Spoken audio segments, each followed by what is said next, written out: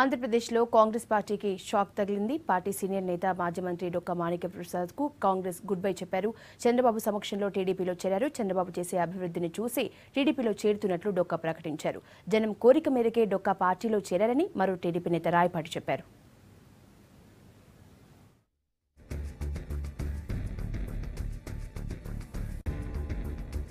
భవిష్యత్తు ఉన్న party Telugu Desam party కాబట్టి అదేవిధంగా లోకేష్ బాబు గారి నాయకత్వం కానివ్వండి, చంద్రబాబు గారి నాయకత్వాన్ని సమర్థిస్తూ మరి వరప్రసాద్ గారు 2 సార్లు ఎమ్మెల్యేగా మినిస్టర్గా చేసిన తర్వాత 5 లిఫ్ట్ ఇరిగేషన్లు మరి ఏ రాష్ట్రంలో ఏ జిల్లాలోనూ ఏ కాన్సెన్స్ లేని విధంగా అన్ని పంటలు సస్యశ్యామలం చేయడం.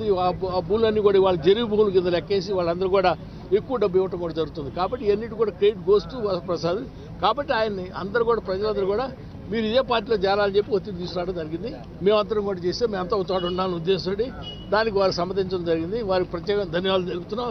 అదేవిధంగా ఇవాళ మరి తాడికొండ ఎమ్మెల్యే గారు కూడా వచ్చారు, జిల్లా ప్రెసిడెంట్ గారు వచ్చారు, అదేవిధంగా మన పుల్లారావు గారు వచ్చారు, ఇంకా మిగతా నాయకులు శ్రీనివాస్ గారు అందరూ వచ్చారు. అందరూ కలిసి రావుల కిషోర్ బాబు గారు కూడా